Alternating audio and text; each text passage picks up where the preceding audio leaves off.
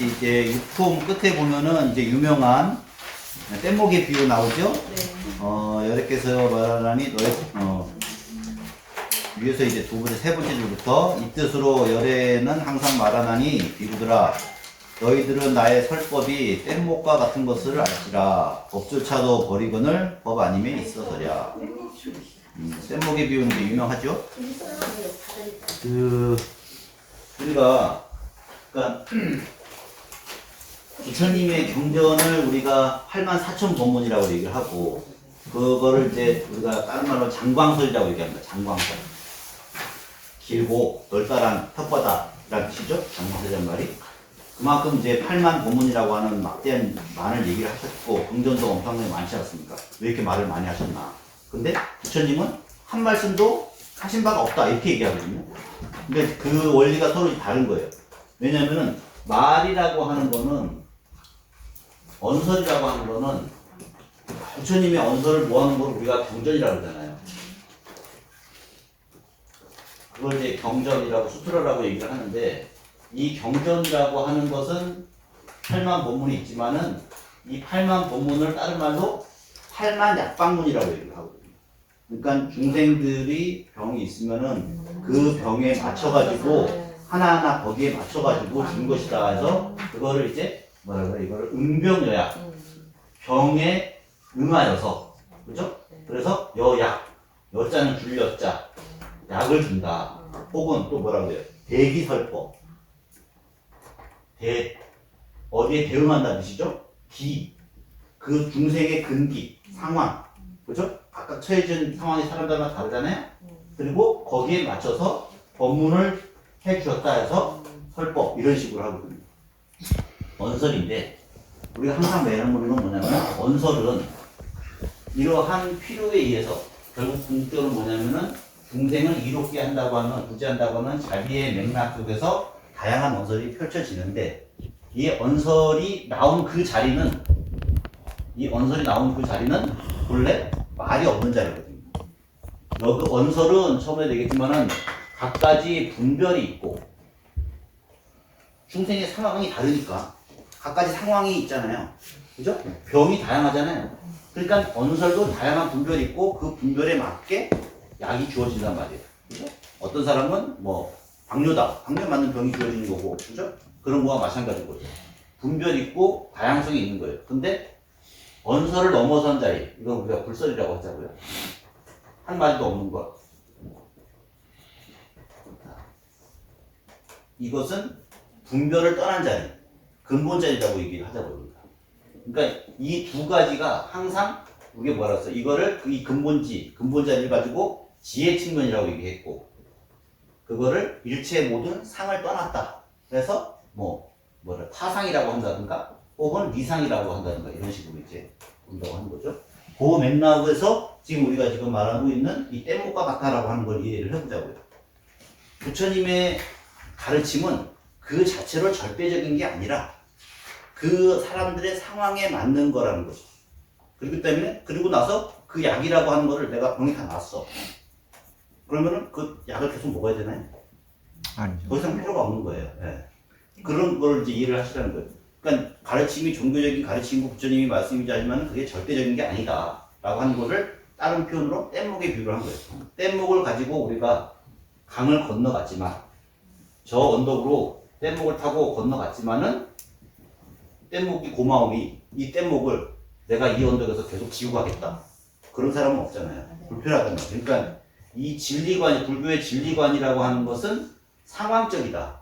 그리고 그때 상황에 절대적인 게 아니라는 거죠.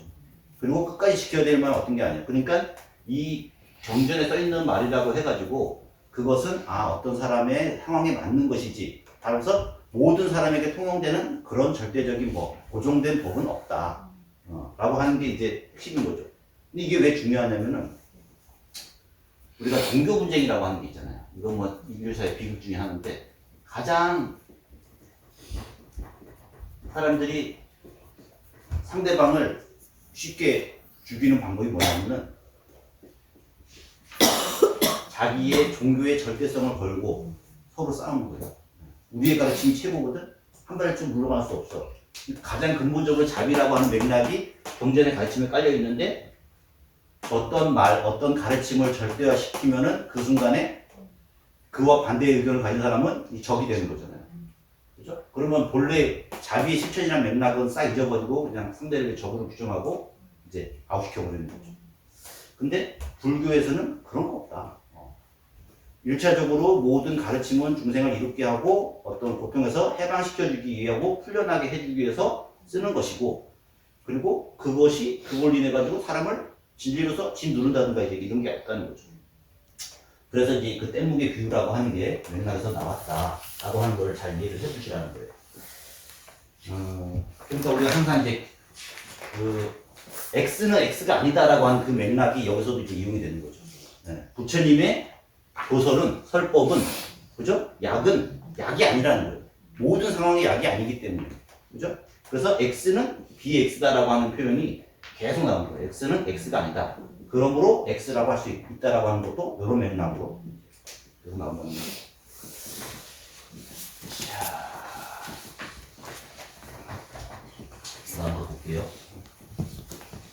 칠품에 수보리야 너의 뜻에 어떠하뇨 여대불이 안욕따라 삼보리를 얻었느냐. 부처님이 어떤 절대적인 깨달음을 얻었겠느냐라고 하는 거예요. 부처님은 오히려 그런 고정적인 깨달음을 주장하지 않음으로써 사실은 참된 깨달음을 얻었다고 얘기할 수 있는 거거든요. 또 여대부께서 부처님께서 설한 법이 혹은 설할 만한 법이 진정으로 있겠느냐. 그것도 없다는 거죠. 그 다음에 수보리가 차례오되 부처님이 설한 것을 제가 이해하기로는 하면서 안욕따라 삼맥 삼보리라고 하는 그런 정해진 법이 없사오며 고정된 어떤 그런 불변의 법 이런 거 없다는 거예요. 그 다음에 열애께서 설할 만한 정해진 법이 없습니다. 왜냐하면 열애께서 설한 법은 시작조차 할 수 없고 말할 수도 없사오며 법조차도 아니었고 법안님도 아니므로 일체 모든 성현들은 한없는 법으로서 뛰어나신 것입니다.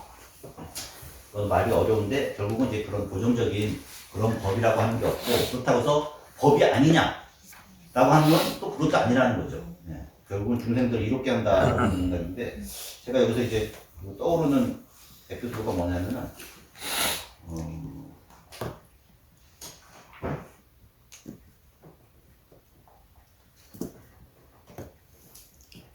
이런 그림 혹시 본 적 있나요? 그 담배인데 건방대. 곤방대.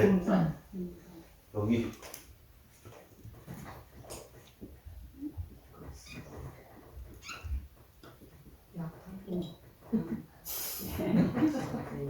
아니 상이 아니야.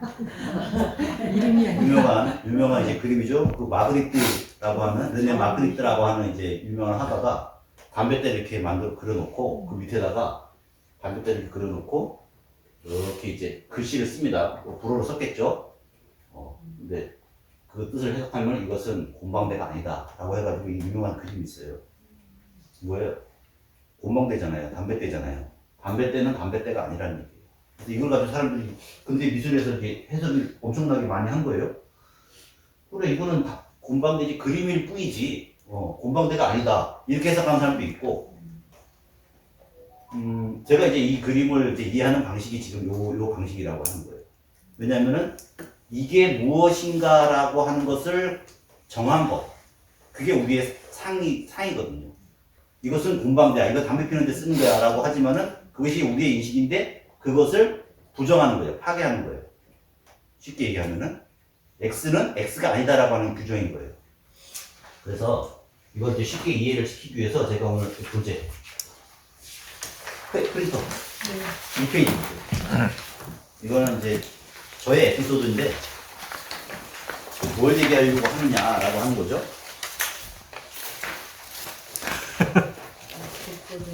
독서된 거 진짜. 자, 이 그림 보세요. 네. 이거 뭐예요? 반찬통. 네? 반찬통. 네, 이것은 독서대인가 반찬통인가? 둘 다. 네? 둘 다? 반찬통도 되고 독서대기도 되고. 그렇죠. 네. 마침들도. 뭘로 쓰느냐에 따라 다르죠. 어떤 사물은 모든 것이 마찬가지고 부처님 법도 마찬가지고 모든 거는 그것이 어떤 상황에 놓여 있느냐라고 하는 것이 그게 그 사물의 본질이지, 그것이 처음에 어떻게 만들어졌냐라고 하는 게 본질이 아니라는 거예요. 정해진 법이 없다는 거예요. 우리가 이거를 본통으로 쓰겠다. 그럼 본통인 거예요. 그죠? 이거 라겐나 통이잖아요. 네. 본통으로 쓰고 있으면 본통인 거고, 그죠? 내가 여기다가 뭐 내복 같은 거 챙기다 집어넣으면은 그거는 이제 옷장이 되는 거고, 그죠? 수납병이 될 수 있는 거고, 내가 여기다가 도시락을 담으면 도시락통이 되는 거고, 김치통은 김치통이 되는 거고, 여기서 보면은 뭐야 이게 받침. 받침이 받침대. 받침대인 거예요. 독서대인 거예요, 독서대. 왜 여기 있냐면은 이게 분노, 이 퓨디어스 한 거거든요. 제가 이거를 이제 앉아서 이제 공부를 합니다. 스님이 네, 저희 이제 할 때 공부를 해요. 그죠? 근데 이게 독서대가 낮잖아요. 그러면 이제 이게 꾸준한 데서 이렇게 본단 말이에요. 그렇게 힘드니까 이걸 좀 높여야겠다. 뭐가 높은 게 좋은가 싶어가지고 불러봤더니 아 이게 있는 거예요. 이거를 해가지고 독서대를 딱 해가지고 높이 딱 하니까 이게 딱 이렇게 맞는 거예요. 근데 어떤 스님이 야 스님 진짜 진짜 이상하네 그러는 거예요. 왜요? 그랬더니 아니 어떻게 김치통을 가지고 경전을 놓고 거기다 볼 수가 있어? 그분은 이게 한 번 김치통은 끝내 김치통이다. 그러니까 어떤 사물은 그 사물의 본질, 고유한 본질이 있다, 정해진 본질이 있다라고 생각을 하고 그 양반한테는 이게 끝까지 김치통인 거예요. 네. 그러니까 우리가 어떤 사물했던 뭐 이건 단적으로 이제 그 반찬 뭐 이거 통이 됐지만은 예를 들어가지고 여기 지금 펜 있잖아요. 이게 뭐예요? 이거의 용도는 이거 쓰는 거라고 우리가 알고 있잖아요. 그죠? 여차하면 근데 던질 수도 있잖아요. 그럼 뭐예요? 이게 무기 될 수 있는 거고. 그죠? 이걸 제가 이제 포를 쑤신다든가 이렇게 군다든가 여기 등은 혼자서는 되는 거예요. 다양한 상황 속에서 용도가 다양하게 규정이 되는 거예요. 그러니까 그 자체의 본질이 있는 것이 아니라 이것이 어떤 상황 속에서 사용되느냐, 그걸 가지고 그 다양성을 다양하게 하면은 그게 창의성이 되는 겁니다. 공성이라고 얘기한다. 지금 제가 보면은 창의성과 공성이라고. 공성이라고 하는 거, 무엇인가가 지금 비었다라고 하는 거는 그 자체에 고정된 성질이 없다라고 얘기했잖아요. 고정된 성질이 뭐냐면 얘가 원래 반찬통이야라고 하는 그 고정된 성질이 있는 게 아니라 내가 이거를 어떤 상황 속에서도 얼마든지 다르게 활용될 수 있다는 거예요. 그러면은 얘는 뭐예요? 그 본질 자체는 공한 거예요. 공하다고 얘가 없다는 얘기가 아니라 얘는 다양하게 규정될 수가 있다는 거예요. 우리가 항상 어떤 특정 고정관념이 생기게 되면은 이게 이제 활용이 안 되는 거예요. 그럼 세상이 다 걸리는 거예요. 문제다가. 그죠? 모든 사물을 저렇게 보면 머리 좋은 사람으로 평가되겠네. 그렇죠. 모든 창의성이라고 하는 게 다 이 공성에 기반한 그거를 요새 심리학에서 뭐라 하냐면은 그거를 기능적 고정성의 극복이라고 해요. 어떤 것이 이게 이제 심리학 용어인데 어떤 것이 기능적으로 이거 지금 반찬통이면 반찬통으로만 써야 된다고 하는 사람 머릿속에는 이게 기능적으로 고정되어 있는 거예요. 기능적으로 그는 고정성이 깨져야지만이 다양하게 활용할 수가 있는 거예요. 요새 근데 대부분의 기발한 발명품들은 뭐예요? 그걸로 도저히 사람들이 생각하지 못했는데 그걸 이렇게 하는 거잖아요. 그죠? 핸드폰. 예를 들어서 핸드폰 지금 뭐 전 세계에서 제일 큰 회사가 뭐예요? 시총이 제일 높은 게 애플이잖아요. 네, 애플이 이제 우리나라 전체 회사 다 합친 것보다 더 이제 시총이 높은 회사거든요. 걔네가 결국 한 거는 뭐냐면은 애플에서 스티브 잡스가 만든 게 핸드폰하고, 그죠? 핸드폰하고 기존에 핸드폰 전화기 있었죠? 그거하고 컴퓨터를 합친 거예요. 컴퓨터도 있는 거고 핸드폰도 있는 거야. 근데 얘를 하나로 합쳐가지고 이 안에서 전화도 되고 이게 다 되는 거야. 그거 간단하고 뭐라고 그러지? 간단하고 단순한 건데 생각의 전환만으로, 그죠? 핸드폰을 반드시 전화기로만 쓰라는 법이 없잖아요. 그죠? 컴퓨터를 반드시 컴퓨터라고만 쓰라는 법이 없잖아요. 근데 그 두 개를 합쳐가지고 결국 하나로 만들어서 이 사람들이 대박을 쳐가지고 전 세계에서 가장 큰 부자가 된 거잖아요. 그러니까 모든 발명품이라고 하는 것도 이런 기능적 고정성에서 벗어난다는 거예요. 공성이라고 하는 게 사실은 그런 창의성하고 관련이 된다라고 하는 거죠. 뗏목이라고 하는 거 마찬가지 비유인 거죠. 그죠? 그렇게 하고 그래서 볼게요. 쭉 넘어가서 그 다음에 이제 8분에 풀보리아 너의 뜻에 어떠하며 어떠니가 삼천대체는 세계를 실보로서 가득 채워 보시하면 이 사람의 얻은 공덕이 정녕 많지 않겠느냐. 그래서 많습니다. 세존이요. 하고 그 다음에 누군가가 이경전을 받아지며 사국의 중 하나라도 남을 위해 설한다면 이 공덕이 실부 공덕을 이기리라. 왜냐하면 사국의 여기 사국의가 나오죠? 네. 사국에 이제 한 번에 정리하려고 또 페이지 가져왔습니다. 이 정도는 우리가 외워줘야 되겠죠? 첫 번째 사국에 범소유상, 제시범망, 약견제상, 이상, 집견자래. 첫 번째 페이지요. 여기 보면은 번역도 모든 형상은 허망하니 만약 모든 형상들이 상이 아님을 알게 되면 그 즉시에 부처님을 보게 되리 라고 하는 게 첫 번째 사국이고, 또 이제 그 뒤에 14분 이제 한꺼번에 모아놓은 거니까 14분에 보면은 불응주색 생심, 불응주 성향 이쪽법 생심, 무소주 미생심, 그죠? 형색들에 머물러서 그 마음을 내지 말며 소리 냄새 미각 감촉 관념들에 머물러서 그 마음을 내지 말며 마땅하게 머무시 그 마음을 내줍니다. 요거 우리가 뭐 계속 많이 했으니까 한 번에 그냥 정리하고 읽어주는 방식으로만 할게요. 이 안에 이제 구조가 이제 지혜와 자비라고 하는 그 측면이 이제 그 다양하게 표현되어 있다라고 하는 거죠. 그 다음에 세 번째가 야기색견나 이음성부와 시인행사도 불능견례래. 이거는 뒤에 26분에 나오는 건데, 형색으로 나를 보지 말 것이며 음성으로 여기서 나는 이제 부처님을 말하는 거죠. 그러니까 형색으로 여대를 보지 말 것이며 음성으로 나를 찾지 말지니라. 이 사람은 삿된 길을 가는 자는 이렇게 음성과 소리로서 형체로서 부처를 찾는 자는 삿된 길을 가는 자다.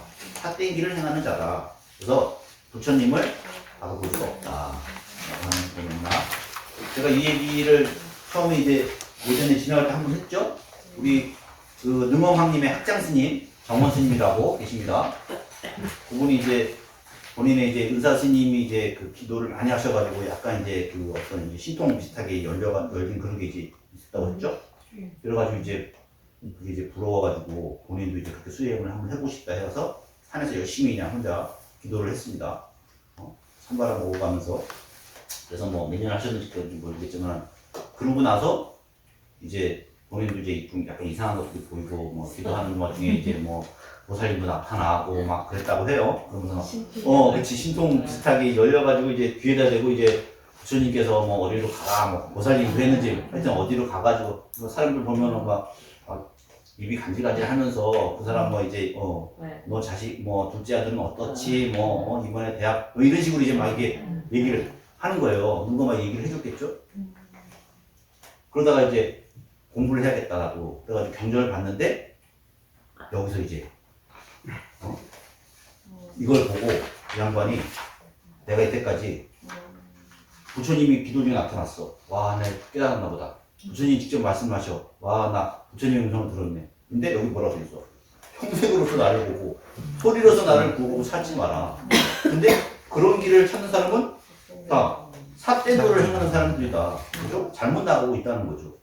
바른 길이 아니라는 거예요. 그래서 부처님을 볼 수 없다라고 하는 거예요. 그러니까 우리가 항상 얘기하는 거지만은 지혜와 그건 결국은 지혜와 자비를 얘기하는데, 그거를 부처님으로 나타내면은 자비로서는 우리가 화신 또는 응신이라고 하는 용어를 쓰잖아요. 화신 부처님. 이 화신 부처님은 좀 전에 말한 것처럼 소리로서, 음성으로서, 음성이 소리지, 형색으로서, 형상으로서 나타나시는 부처님인 거죠. 그래서 천백억 화신 서가모니 분이라고 하잖아요. 그러니까 직접 모양으로 나타나서 가르침을 주고 이렇게 하는 게 좋다 이런 식으로 이제 직접 보여주신다는 거예요. 그죠? 근데 이거는 지혜의 부처님인 법신불의 그림자라고 얘기를 해요. 네. 지금 여기서 금강경에서 얘기하는 거는 형상으로 나타낼 수 없는 이 법신불을 얘기하려고 하는 거예요. 여기서 형색으로 나를 보고 음성으로 나는 거는 화신불로서 법신의 그림자로서 얘기하는데, 그 형상을 가지고 부처님을 구하지 마라. 법당에 가가지고 부처님 와 잘생겼다. 물론 사람들을 위해서는 그런 것도 사실 필요하죠. 네. 그게 사실은 필요해요. 왜냐면은 직접 보고 감흥을 받아야지 또 느끼는 부분이 있으니까. 근데 그게 궁극적인 게 아니라는 거예요. 진리 그 자체로서 법신 부처님을 봐야 된다는 거고, 그 법신물이 지혜라고 하는 거 측면이죠. 자, 그 얘기 했고, 그 다음에 네 번째로, 그 다음에 32번 제일 마지막 품에 나오는 마지막 계곡이죠, 사국이죠. 일체 유의권 영몽 황토영 여로 영여전 응장여시만. 일체 모든 유의법은, 유의법이라고 하는 것은 뭐 그냥 모든 만들어진 것들 뭐 이 정도 의미예요. 생겨난 것들, 지어진 것들, 그죠? 뭐 이 세상에 모든 것 다 만들어졌잖아요.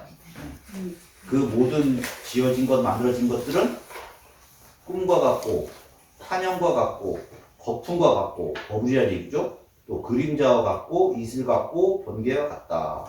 인당 여치 볼지라. 모든 것이 이제 꿈과 같다.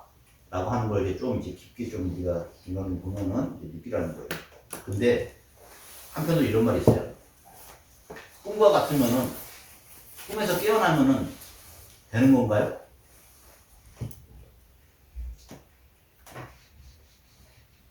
꿈에서 깨어나면 되는 건가요? 사실 그 말도 어폐가 있긴 한데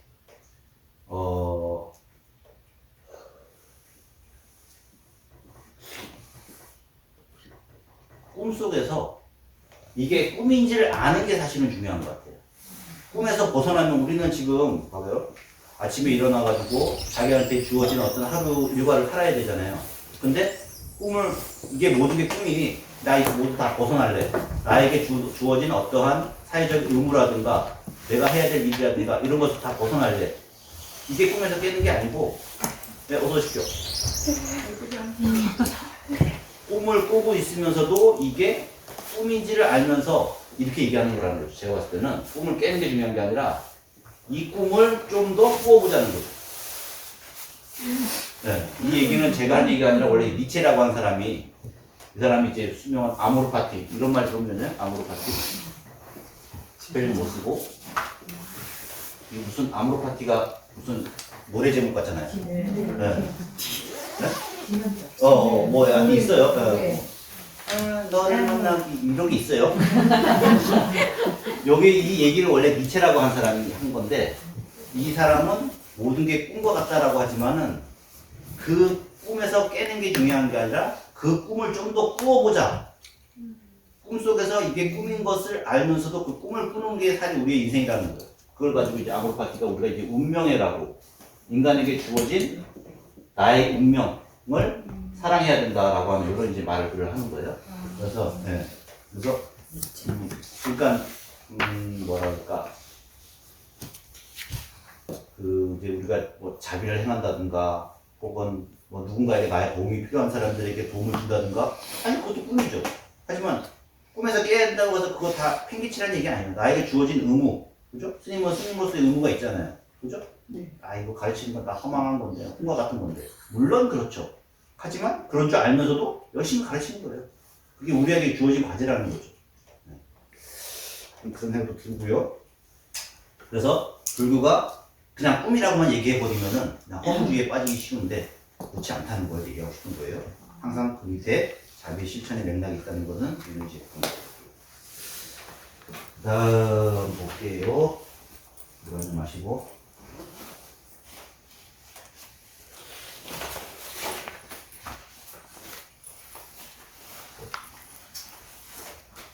그래서 사국의 중 이것들 하나라도 남을 위해 설한다면 나중에 이제 그 사경 같은 거나 이렇게 하시고 금강경 다 쓰기 힘드시면은 요거 제가 지금 드린 사국에 요거라도 이제 열심히, 왜냐면은 사국에 하나라도 외워가지고 남을 위해서 설해준다면 이라고 하는 얘기는 뭐냐면은 이 금강경의 핵심이 요 사국에 다 들어있다 라고 하는 걸 얘기하는 거죠. 네.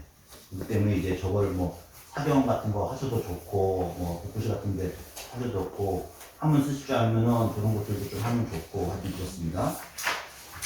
다양하게 좀 활용하시라고 제가 또 정리했으니까 보시고요. 그 다음에, 그래서 남을 위해서 설한다면은 이 공덕이 칠부 공덕을 이깁니다. 그죠? 삼천 대천 세계를 칠보로서 가득 채워서 고시한 그 공덕보다 이 진리의 말씀 한 구절을 남을 위해서 설해주는 것이 그게 결국은 돈 주는 것보다 진리를 설해주라 이런 얘기죠. 그 다음에 일체 모든 부처님과 부처님의 무상 정등 정답법이 모두 이경에서 출현하기 때문이다. 그래서 불법이라고 하는 것은 불법, 부처님 법이라고 하는 것은 부처님 법이 아니다. 모든 정각법이 이 경전에서 출현했다. 이 경전은 뭐죠? 그렇죠. 건강관이야? 그런 거.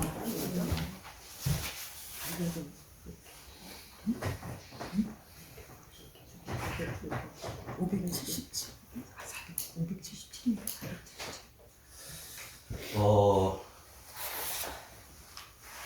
한 발짝 더 나가서 지금 이 모든 것이 경전이 금강경에서 나왔다라고 얘기했는데 금강경은 뭔가요? 금강경은 이 책인가요? 이 종인가요?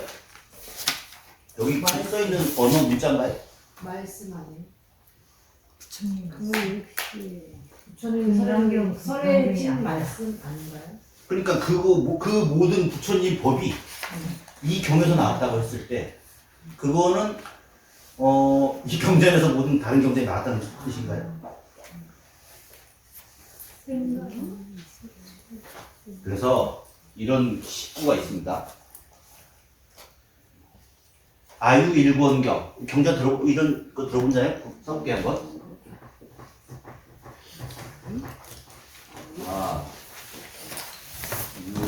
자, 글씨를 못 쓰니까 이렇게 하시고 일권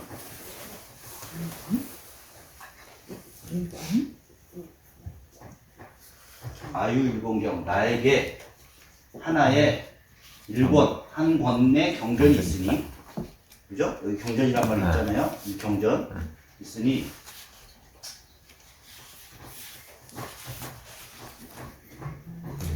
위인지묵성 쓸 필요 없습니다. 지묵성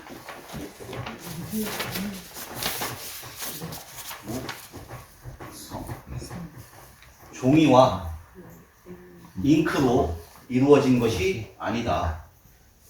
그죠? 저거 종이와 잉크로 이루어졌잖아요. 네. 저걸 얘기하는 게 아니라는 거예요. 내가 가지고 있는 이 한 권의 경전은 그리고 전개무일자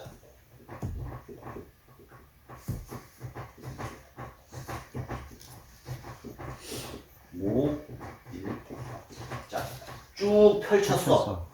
그랬는데 거기에는 한 글자도 없어요. 무일자, 없을 무자. 거기에 한 글자도 없어. 그러면서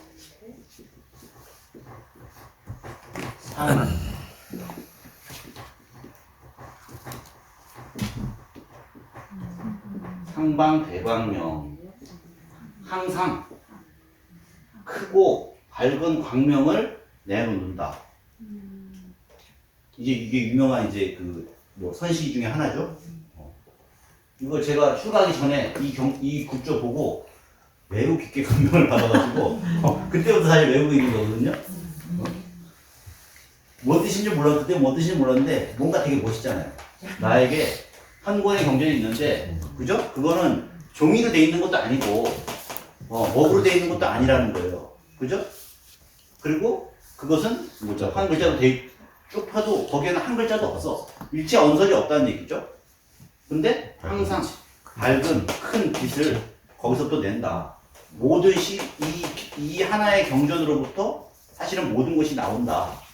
라고 하는 걸 물론 이 시를 지은 분은 아마 금강경 저 구조를 보고 아마 통찰을 얻었을 거예요. 하고 싶은 얘기는 결국은 내 마음속에 있는 이 한 권의 경전, 그 자리를 잘 지켜라. 그거 우리가 저번 시간에는 뭐라 그랬어요? 그거를 다른 말로 교황용으로 대원경지, 큰 거울, 바탕 이런 식으로 얘기했잖아요. 그게 진여심, 혹은 청정심, 혹은 견실심 이런 식으로 불렀는데 결국은 그 비슷한 얘기를 경전이라고 하는 일권경이라고 하는 말로 얘기를 한 거예요. 거기 또 저번 주에 뭐랬어요? 일물, 한 물건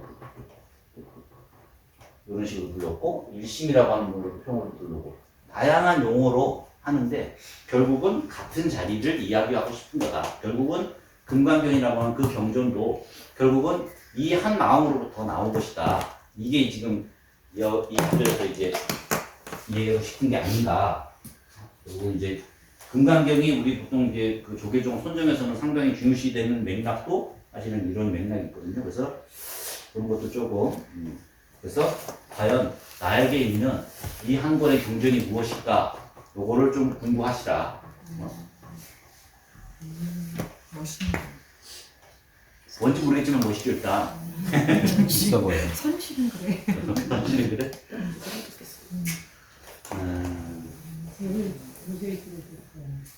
자, 그 허리가 지금 저 불편하신 분들은 저 뒤에 의자 있으니까 의자에 앉으셔도 됩니다. 아, 의자 갖다 주세요. 괜찮으세요? 네, 의자 있습니다. 편하게. 자, 그 다음에 계속해서 부품 보겠습니다. 수고리야 수다원이 나는 이제 수다원과 얻었노라 이런 하겠느냐. 요거는 이제 수다원, 사다함, 뭐 아나함 이런 거는 저번에 이제 말씀을 드렸으니까 요거는 이제 미리 말씀드렸으니까 패스하고요.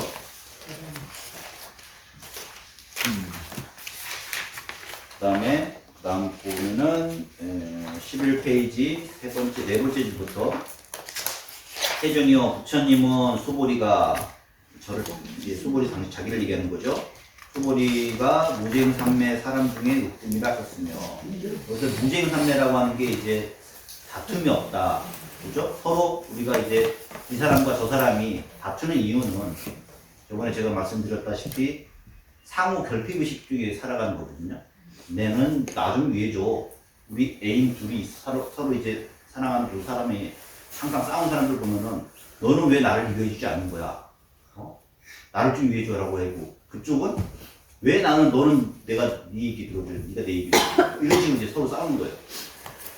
서로 나 좀 먹어줘라고 입 벌리고 있으면은 서로 이제 싸운다는 거죠.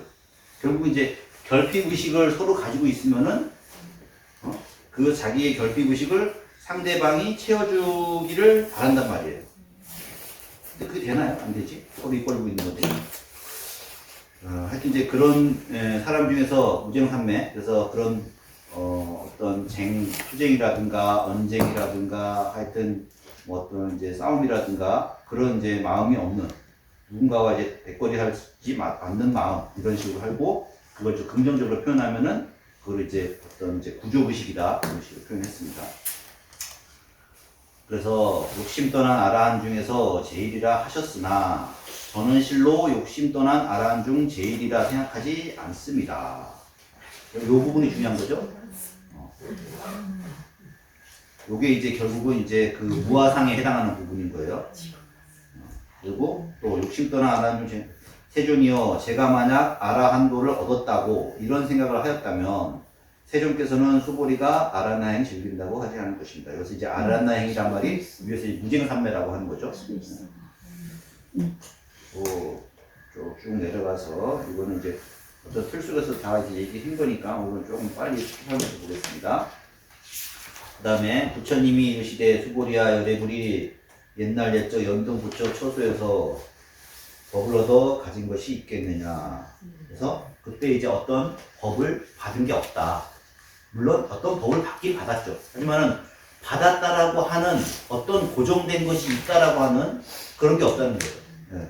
정해진 법이 있다면은 너 이거 가져. 너만 알고 있어. 이런 게 없다는 거예요. 아까 전에는 우리가 공이라고 하는 것, 어떤 것이 규정된 것이 없는데 진리도 마찬가지는 그것이 모든 것이 규정되지 않았다는 그 사실 자체가 사실은 하나의 진리인 거예요. 그것이 용인이 돼야 된다는 거죠. 그 다음에 수부리와 너의 뜻이 어떠하뇨? 보살들이 불국토를 장엄할 수 있겠느냐? 장엄은 장엄이 아니라는 거죠. 불국토를 장엄한다라고 하는 것은 매우 중요하다고 결국 우리가 여기 이 세상에서 살아가는 이유는 불국토를 어디 먼 데서 서방 정토에서 구하는 게 아니라 우리가 살아가는 이 세계를 아름답게 가꾸어 가야 된다. 그죠? 불국토를 장엄한다는 얘기 장엄이 그곳을 아름답게 가꾸어 간다는 뜻이거든요. 불국토를 장엄해야죠. 근데 장엄했다고 하는 그 사람들이 내가 장엄했노라. 이 세계를 내가 장엄하게 했노라. 라고 얘기한다면은, 그죠? 내가 이 회사 세웠거든? 이 회사 내 거거든? 이런 식으로 하게 되고, 뭐, 어떤 사람들하고 같이 사업을 했는데, 그런 것들을, 이거 사실 내가 한 거니까, 내 지분이 얼마, 이런 식으로 주장하게 된다면은, 이제 거기서도 이제 망하기 시작한다는 거죠. 자기를 내세우는 순간부터, 그죠? 그것이 나의 소유, 내가 했으니까 나의 소유라고 하는 순간부터, 그죠? 만약에, 뭐, 이런 사람들도 계신가 모르겠는데, 자식 보고 너는 내가 키웠으니 내 마음대로 해야 돼. 내 말 들어. 이제 그렇게 그런 거 비슷한 거죠. 그다음에 그래서 이제 마지막에 보면은 형색들에 머물러서 그 마음을 내지 말며 아까 이제 한 거죠. 분홍주색 생식 사구개 중에 하나. 형색들에 머물러서 그 마음을 내지 말며 소리 냄새 유학 감촉 잔년들에 머물러서 그 마음을 내지 말라. 마땅하게 먹는 것이 그 마음을 가르칩니다. 또 사람 몸이 숨이 하나 같다라고 하는 이 비유도 이번에 얘기했지만은 수미산이라고 하는 게 뭐 사람 몸이 그렇게 크다 이런 위대한 어떤 인격이 있다고 해보세요. 이 세상에는 분명히 어떤 위대한 역할을 하시는 분들이 있잖아요. 예를 들어서 누가 있을까? 뭐 인도 독립의 아버지라고 하는 뭐 간디라고 하시는 분, 마하티마 간디라고 하는 분, 그런 분들은 자기 뭐 목숨을 헌신하면서 자기 인생을 헌신하면서 뭐 어떤 이제 그 공동체의 어떤 선을 위해서 노력하신 분이잖아요. 그래서 독립을 위해서 사실 우리나라에도 그런 분들 많이 있지 않습니까? 나라를 잃었던 역사들이 있고 그리고 기꺼이 자기 자신을 헌신하는 분들이 많이 있죠. 그런 것들은 당연히 칭찬받아야 되고 모든 이제 그게 결국 이제 보살도의 실천의 하나라고 볼 수가 있는 거예요. 그게 종교를 떠나가지고 그죠? 이수신 장군이 불교도가 아니다고 해가지고 그분을 우리가 배척할 이유는 없는 거죠. 그러니까 이제 그와 같이 하지만은 그런 위대한 것들이 진정으로 위대할 수 있으려면은 그 행위를 내려놔야 된다는 거예요. 그렇기 때문에 비로소 위대해질 수 있다는 거죠. 우리가 이제 이수신 장군 같은 분이 예를 들어가지고 그런 일을 생각할 수 있나 모르겠는데 이제 일본을 물리치고 내가 이제 이 나라를 구했으니 내가 이제 왕이 돼야겠다 라고 했으면은 어떻게 됐겠어요? 근데 그분은 마지막까지 자기 자신을 이제 헌신하고 그죠? 오직 충성하는 모습을 보였기 때문에 그 명성이나 이름이라든가 이런 것들이 끝까지 불멸로 남는 거죠. 그런 이제 맥락이 있는 겁니다. 근데 이제 보면은 우리가 이제 처음에는 겸허하게 시작하다가 나중에 이제 어느 정도 이제 명성과 거기와 이런 것을 얻게 되면은 또 이제 본질을 이제 해가지고 다 이제 내가 한 거 하는 게 느끼게 되는 거죠. 그러니까 이제 항상 아상을 버려라라고 하는 게 그 다음에 또 쳤다. 그래서 많이 나오니까 힘들겠습니다.